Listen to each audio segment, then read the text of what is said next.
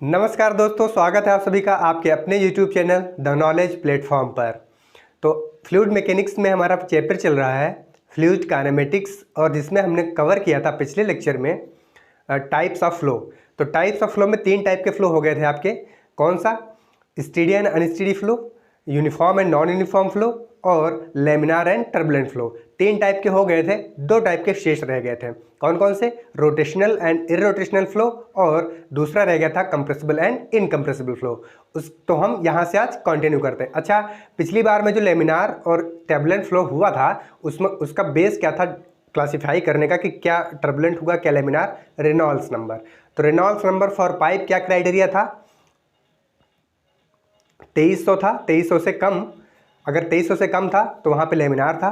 2300 और 4000 के बीच था तो ट्रांजिशन फ्लो था, और अगर 4000 से बड़ा था तो टर्बुलेंट फ्लो था। और एक किसके लिए क्राइटेरिया था? पाइप के लिए।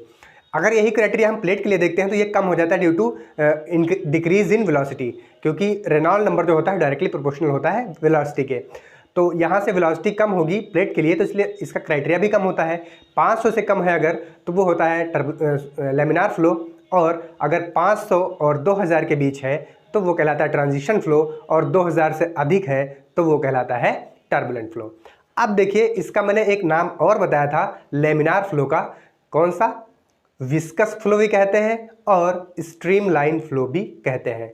स्ट्रीमलाइन फ्लो इसलिए कहते हैं क्योंकि वेलोसिटी इसमें कम होती है, तो ये जो प्रवाह होता है वो एक स्ट्रीम लाइन के अकॉर्डिंग होता है, इसलिए इसको स्ट्रीमलाइन फ्लो कहते हैं। और इसमें शांत प्रवाह भी एक तरह से होता है, बढ़िया सा एकदम सतह दर सतह होता रहता है धीमी वेलोसिटी पे। ठीक, तो इसलिए लेमिनार फ्लो का दूसरा नाम था स्ट्रीमलाइन फ्लो, और इसी का दूसरा नाम विस्कस फ्लो था। तो इसका एक बहुत ही फेमस ये आता है कि इसका वेलोसिटी और शियर स्ट्रेस डिस्ट्रीब्यूशन कैसा होगा। तो देखते हैं लेमिनार फ्लो के लिए। ये अगर मान लिया मैंने कोई पाइप है,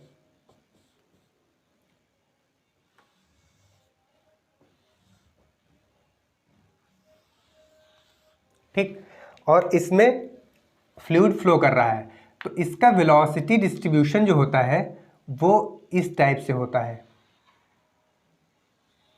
ये कहलाता है वेलोसिटी डिस्ट्रीब्यूशन। तो आप यहाँ पे ये नोटिस करिए कि इसका वेलोसिटी सेंटर पे मैक्सिमम है, और यहाँ पे जो पाइप की वॉल है वहाँ से जो कांटेक्ट में फ्लूइड है वहाँ पे वेलोसिटी 0 है। क्यों 0 वहाँ पे? इसलिए है क्योंकि वहाँ पे आती है बाउंड्री कंडीशन या नो स्लिप कंडीशन। मतलब यहाँ पे फ्लूइड जो इसके संपर्क में रहता है वो गति नहीं करता है। तो अब देखिए, यहाँ पे वेलोसिटी मैक्सिमम होने के कारण यहाँ पे जो शियर स्ट्रेस होता है वो होता है 0।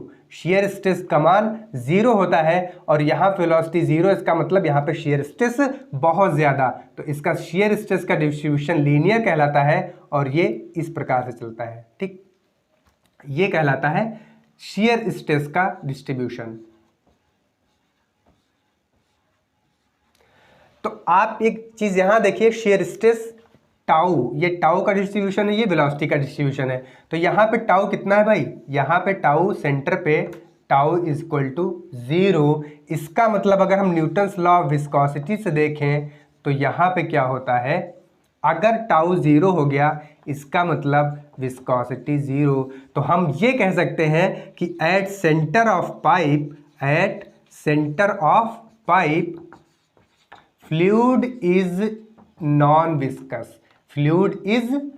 विस्कस। ये एक बहुत अच्छा पॉइंट यहाँ से निकल के आता है।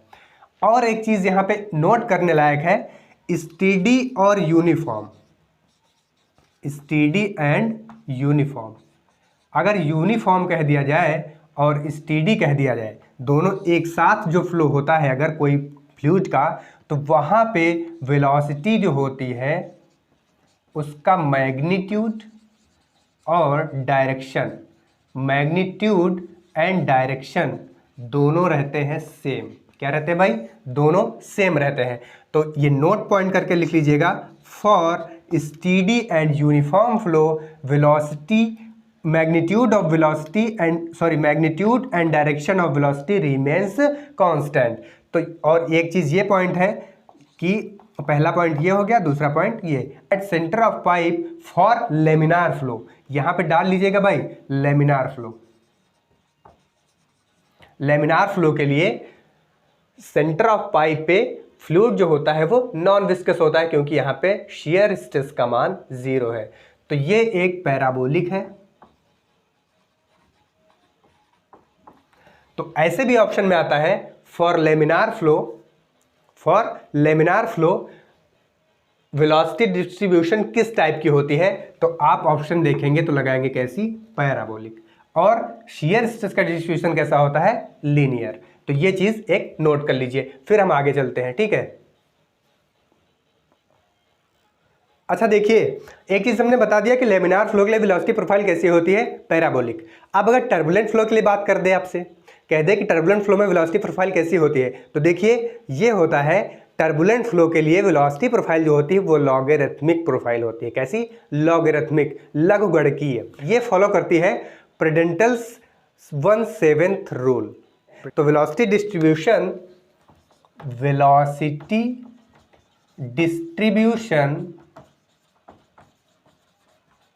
फॉर टर्बुलेंट फ्लो,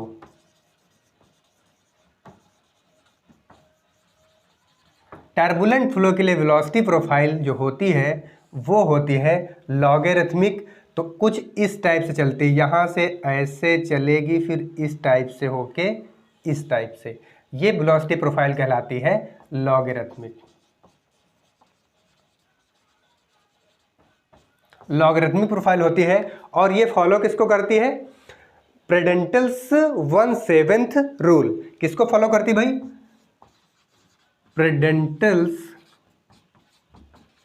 1/7 रूल, ठीक। ये फॉलो करती है, जो होती है प्रेडेंटल्स के 1/7 रूल को फॉलो करती है। For turbulent flow velocity profile is logarithmic. बहुत बार पूछा हुआ क्वेश्चन है, तो इसको आप ध्यान रखिएगा और नोट कर लीजिएगा, ठीक है। चलिए अब देखते हैं अगले टाइप का फ्लो। 3 टाइप के फ्लो डिस्कस कर लिए हमने, अब चौथे टाइप का फ्लो है रोटेशनल एंड इरोटेशनल फ्लो। कौन सा भाई, चौथे नंबर पे है रोटेशनल एंड इरोटेशनल फ्लो। तो इसका मैं माइंड मैप बनवा देता हूं जिससे आपको याद रहे। देखिए पहले तो इसकी डिफिनेशन ऐसे ओरल समझ लीजिए। इसमें क्या होता है, फ्लूइड के पार्टिकल्स जो होते हैं वो अपनी एक्सिस के अबाउट रोटेट करते हैं, यानी कि उनमें कुछ एंगुलर वेलोसिटी होती है। अगर किसी फ्लूइड पार्टिकल में एंगुलर वेलोसिटी आ गई तो वो फ्लो कहलाता है रोटेशनल फ्लो। क्या कहलाता है, रोटेशनल फ्लो।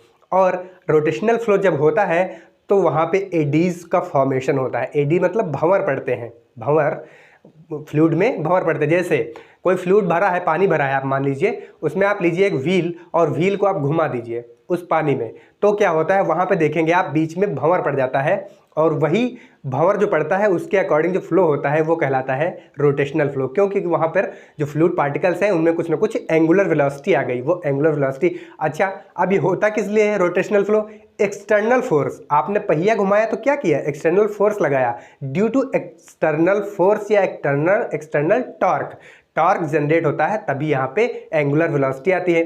तो जब टॉर्क जनरेट हुआ या फोर्स इन्वॉल्व हुआ तो वहाँ पे लॉसेस भी बढ़ जाते हैं, क्योंकि फोर्स जहाँ पे इन्वॉल्व होता है वहाँ पे एनर्जी जरूर इन्वॉल्व हो जाती है। तो एनर्जी इन्वॉल्व हो जाने से वहाँ पे लॉसेस हो जाते हैं। इसलिए बर्नौलीज इक्वेशन जो होती है वो रोटेशनल फ्लो के लिए लागू नहीं होती है, ये बात ध्यान रखिएगा। तो आइए इसका माइंड मैप में बना देता हूँ कैसे आपको याद रखना है। देखिए आप सोशल मीडिया पे अपने हाव भाव व्यक्त करने के लिए स्माइलीज बहुत यूज़ करते हैं, तो आइए मैं स्माइलीज के थ्रू इसका माइंड मैप बनाता हूँ। तो अगर रोटेशनल फ्लो की बात की जाए तो देखिए ये कोई प्लेट है, इस पर फ्लूइड फ्लो कर रहा है, हम एक फ्लूइड का पार्टिकल ले रहे हैं स्पेशली। तो वो मान लीजिए फ्लूइड का पार्टिकल ऐसा है कुछ, ठीक। पहले यहाँ था, फिर आ गया यहाँ पे, फिर आ गया यहाँ पे, फिर आ गया यहाँ पे, ठीक। ये प्लेट के ऊपर फ्लूइड पार्टिकल मूव कर रहे हैं। तो देखिए मैंने कहा कि मैं स्माइलीज का यूज करूंगा, ये मैंने एक स्माइली बना दी, ठीक। फिर क्या हुआ, ये घूम के यहां आ गया इस टाइप से, यहाँ पे ऐसे था, फिर यहाँ पे ऐसे घूम गया। कैसे भाई? ऐसे, ऐसे घूम गया तो यहाँ पे आ गया। फिर अब घूमेगा तो इसकी आँख नीचे हो जाएगी, मुंह ऊपर हो जाएगा। ये ऐसे घूम गया। फिर अगले पोजीशन में ये फिर से सीधा हो गया, तो इस प्रकार से कुछ हो गया। तो कहने का मतलब ये एंगुलर वेलोसिटी आ गई, इसलिए ये अपनी एक्सिस, ये इसकी एक्सिस होगी पार्टिकल की, अपनी एक्सिस के अबाउट भी रोटेट करता है और ट्रांसलेटरी मोशन भी करता है। तो ये कहलाता है रोटेशनल फ्लो। क्यों? क्योंकि इसमें एंगुलर वेलोसिटी इन्वॉल्व है, एंगुलर वेलोसिटी इन्वॉल्व है। और एंगुलर वेलोसिटी आई कहां से? एक्सटर्नल टॉर्क से, एक्सटर्नल टॉर्क या फिर एक्सटर्नल फोर्स के जरिए ये एंगुलर वेलोसिटी इसमें आई। ये तो हो गई रोटेशनल फ्लो की बात। अगर इररोटेशनल फ्लो की बात की जाए तो मैं स्माइलीज का ही यूज करके बनाता हूं। मैंने फ्लूइड का पार्टिकल लिया, कुछ ऐसे है, अगली पोजीशन पे भी ये ऐसे ही है, अगली पोजीशन पे भी ऐसे ही है। तो आप इसको देख के क्या बताएंगे? फ्लूइड पार्टिकल में एंगुलर मोशन नहीं हो रहा है, ये केवल ट्रांसलेटरी मोशन कर रहा है। तो ये होता है इररोटेशनल फ्लो, इररोटेशनल फ्लो। ठीक, तो रोटेशनल फ्लो और इररोटेशनल फ्लो में बेसिक अंतर क्या है? रोटेशनल फ्लो में जो होता है वो होता है एंगुलर वेलोसिटी का इन्वॉल्वमेंट, या फिर कह सकते हैं एक्सटर्नल टॉर्क और एक्सटर्नल फोर्स का इन्वॉल्वमेंट होता है, इसलिए एनर्जी में लॉसेस ज़्यादा हो जाते हैं। तो for rotational flow Bernoulli's equation can not be applied. यानी अगर रोटेशनल फ्लो हो गया तो वहां पे हम बर्नौली की इक्वेशन को अप्लाई नहीं कर सकते हैं। तो ये चीज़ है, रोटेशनल फ्लो वो फ्लो होता है जिसमें फ्लूइड पार्टिकल में कुछ ना कुछ एंगुलर वेलोसिटी होती है, वहां पे तो वो फ्लो कहलाता है रोटेशनल फ्लो। और अगर उसमें एंगुलर वेलोसिटी नहीं है तो वो कहलाता है इररोटेशनल फ्लो। तो ये आप नोट कर लीजिए। अब लास्ट टाइप का फ्लो देखते हैं, सबसे लास्ट, पांचवा, फिफ्थ टाइप का फ्लो कौन सा हमने बताया था? Compressible and incompressible flow. देखिए, कंप्रेसिबल का मतलब क्या? जिसको कंप्रेस किया जा सके। तो कंप्रेस करने पे क्या होता है? वॉल्यूम में परिवर्तन होता है। ठीक, वॉल्यूम में जब परिवर्तन होगा तो डेंसिटी में भी परिवर्तन होगा। क्यों? क्योंकि density is equal to mass per unit volume. अगर वॉल्यूम में चेंज हो गया तो सीधी सी बात है डेंसिटी में भी चेंज होना निश्चित है। तो अगर ऐसा फ्लो जिसमें आयतन में चेंज हो जाता है, आयतन में चेंज हो जाता है, जिसके कारण उसकी डेंसिटी में भी परिवर्तन हो जाता है, उसकी डेंसिटी भी चेंज हो जाती है, तो ऐसे फ्लो को हम कहते हैं कंप्रेसिबल फ्लो। क्या कहते हैं? Compressible flow. और अगर ऐसा फ्लो जिसमें फ्लूइड का आयतन ना परिवर्तित हो, जिससे उसकी डेंसिटी भी ना परिवर्तित हो, तो वो फ्लो कहलाता है इनकम्प्रेसिबल फ्लो। देखिए कैसे, मैंने कहा पांचवें टाइप का फ्लो है कंप्रेसिबल एंड इनकम्प्रेसिबल फ्लो।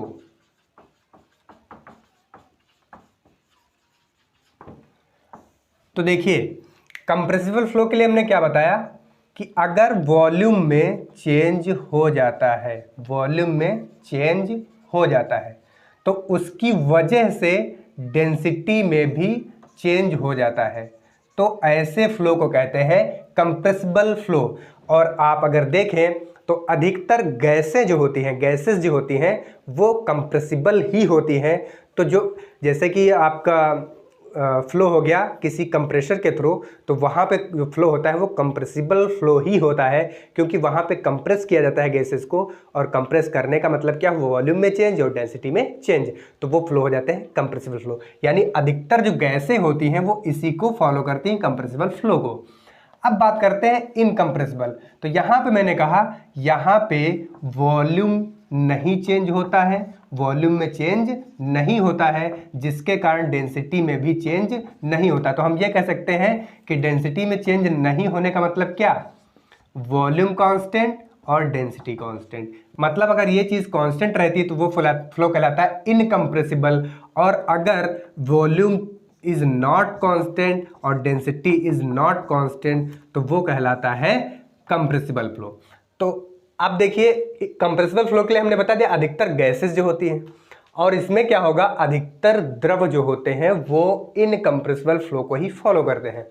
तो हम ये कह सकते हैं कि इनमें परिवर्तन नहीं होता है, या फिर ये भी कह सकते हैं कि इनमें नेग्लिजिबल चेंज होता है। जैसे मान लीजिए कि लिक्विड है, आपने वाटर ले लिया तो वाटर कुछ हद तक कंप्रेस कर सकते हैं, तो अगर नगण्य परिवर्तन है यानी कि नेग्लिजिबल चेंज है तब भी वो फ्लो आएगा इनकम्प्रेसिबल फ्लो के अंतर्गत। तो अधिकतर फ्लूइड लिक्विड होते हैं तो लिक्विड इस वाले को फॉलो करते हैं, और जो गैसेज होती हैं वो कंप्रेसिबल फ्लो को फॉलो करती हैं।